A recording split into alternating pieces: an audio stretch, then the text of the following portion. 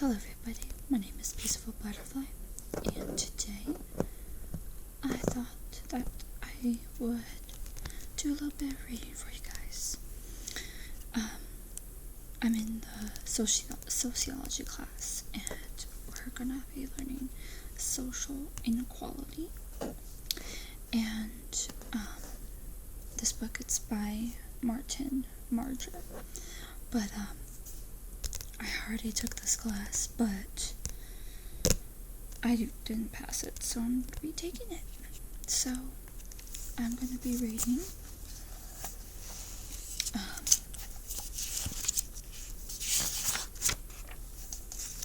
there's going to be whisper reading, and there's going to be maybe a little bit of highlighting.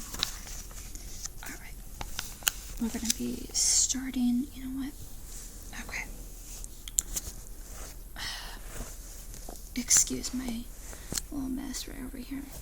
I'm actually going to be right back. I need to go and turn on a light.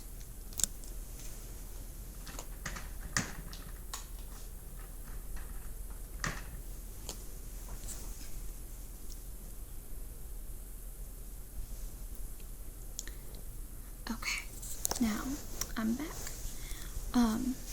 Okay, so that's a little better.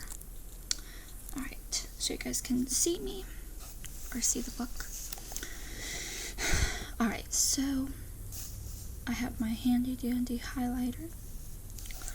Let me put you down. Okay. Alright, so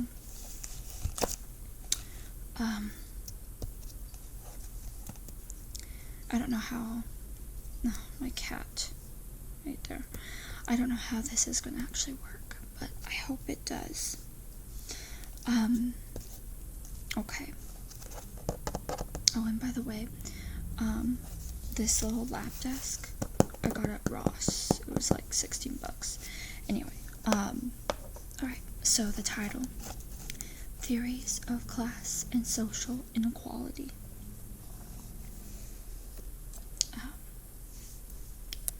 Okay, so there's a quote here.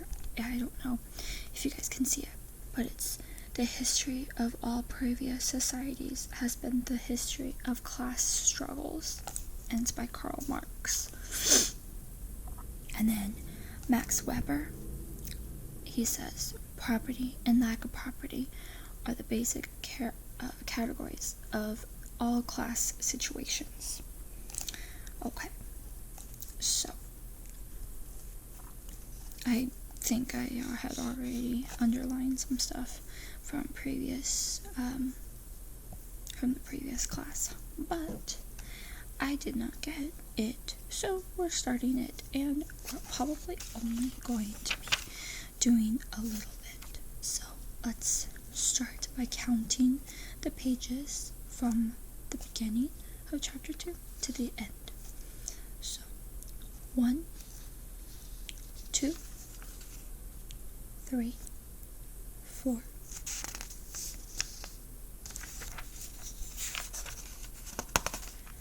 5, 6, 7, 8, 9, 10, 11, 12, 13, 14, 15, 16, 17, 18, 19, 20, 21, 22, 23, 24, 25, 26, 27, and 28. Alright, so there's chapter 3. I'm only going to be reading about half of the chapter, because obviously it's 28 chapters, and I really do not want to read that much. So, I got my phone, because I do not like math, I believe. Okay, so this is my phone. Let's see. 28, let's say, divided by half, 14 pages. Okay. Let's turn that down. Okay. So 14 pages. Alright. Let me get my mechanical pencil.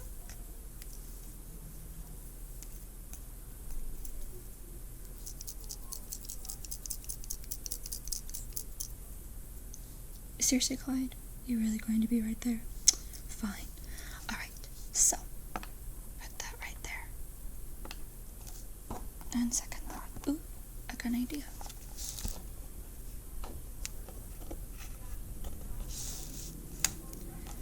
Perfect. Kind of. You know, if I can actually read it. Alright. And... okay.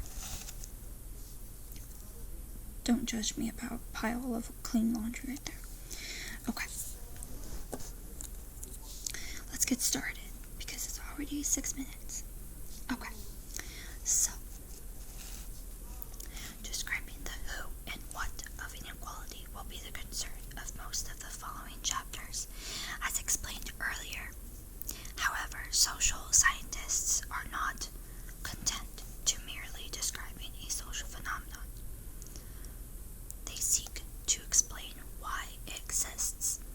This chapter explores major theoretical traditions that have been most influential in shaping modern sociological thought on issues of social equality.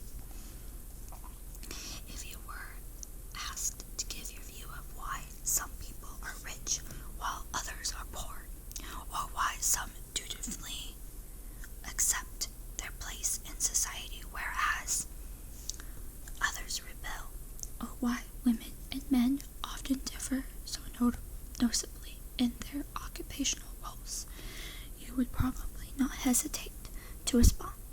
Your answers would be based on your intuition, your past observation, what you have read and heard from various sources, and perhaps what you have learned through formal education. This is not unlike what social scientists do in beginning for their search for explanations. Stop that, Clyde. Where they differ from lay persons, however, is in erecting a framework within which to organize their observations, insights, and data. The framework is a theory.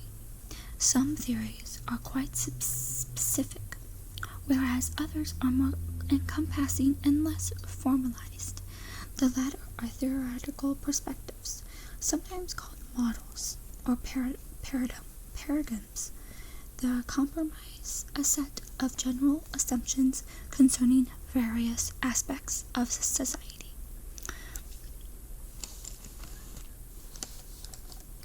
All theories of class and social inequality focus on two basic issues. 1. Why is there inequality in societies, and is inequality inevitable? I'm going to use pink for the questions, because I'm actually going to write that down later. I don't know if I'm actually going to put that in the video, but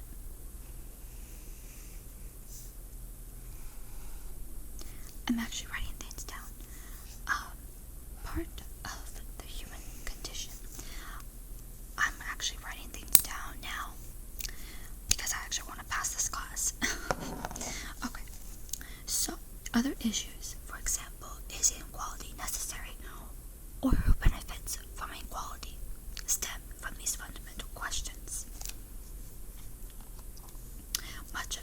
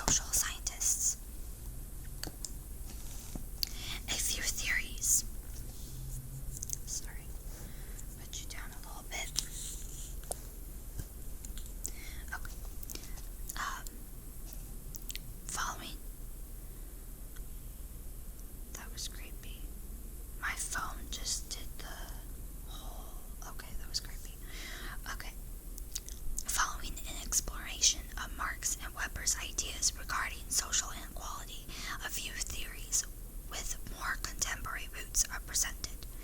It is important to consider at the outset that even though they may seem hopelessly at odds, stop that, Clyde. Different theoretical views of social inequality are not necessary either ours. It is not a question of which theory is correct and which is not, which is correct. Do you seriously mind? Stop that. Really? My cat wants to play. Okay, so we can actually underline different theoretical views of social inequality are not necessarily either ors. It is not a question of which theory is correct and which is incorrect.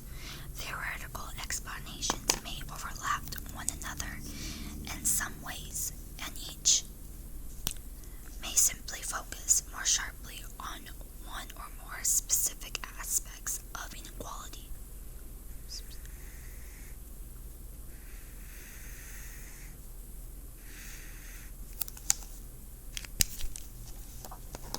Okay, Marxist theory of social inequality. This is Marx. So here I'm going to actually find about 5 things very important with Marx, and I'm actually going to write that down because knowing my professor, she's actually going to say something about Marxist theory in a test. So, and I believe it was actually 5 things too. Okay, to call Marx one of the founding fathers of modern science, so many have would not be overstating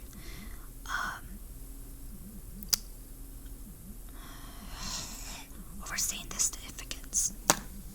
Hold on 1 second. Hello? Yeah. A little bit. Yeah, that's fine. No. Just, yeah. Okay. Bye.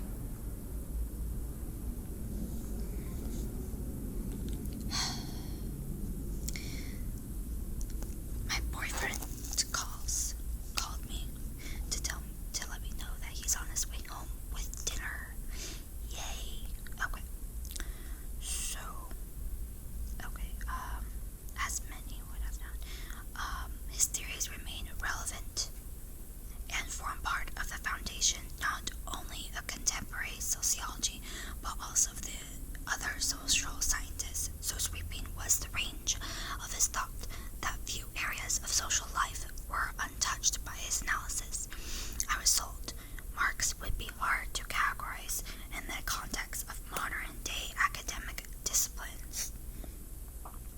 Sociology, political science, and economics can each claim a Marxian tradition.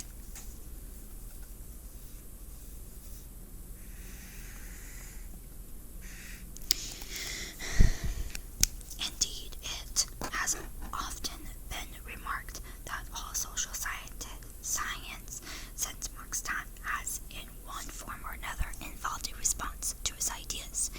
This is surely true in the case of stratification and inequality. One right there.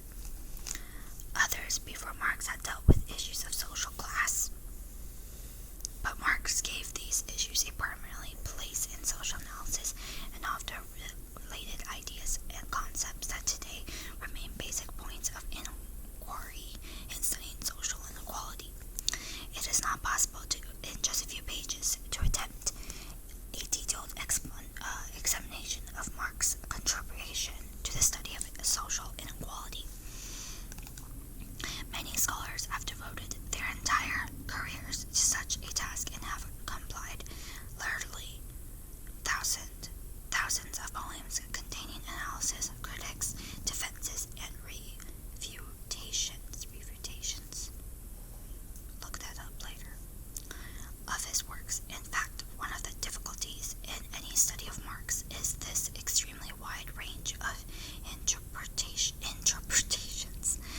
French sociologist Raymond Aron.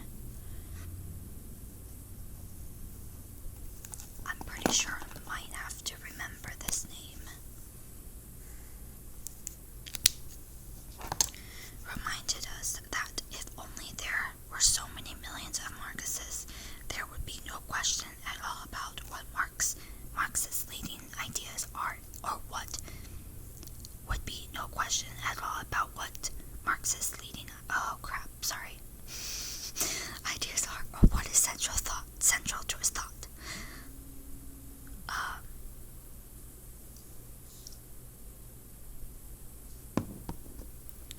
Sorry, this is weird. I'm getting a text from someone I do not recognize.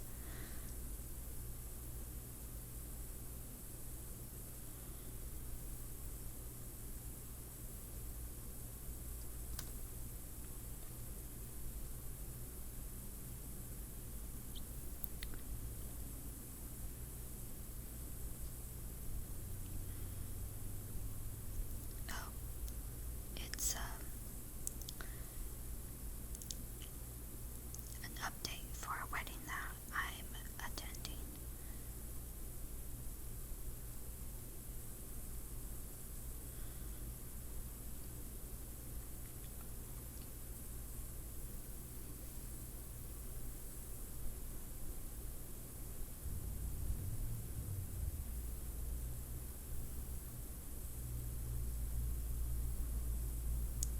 Okay.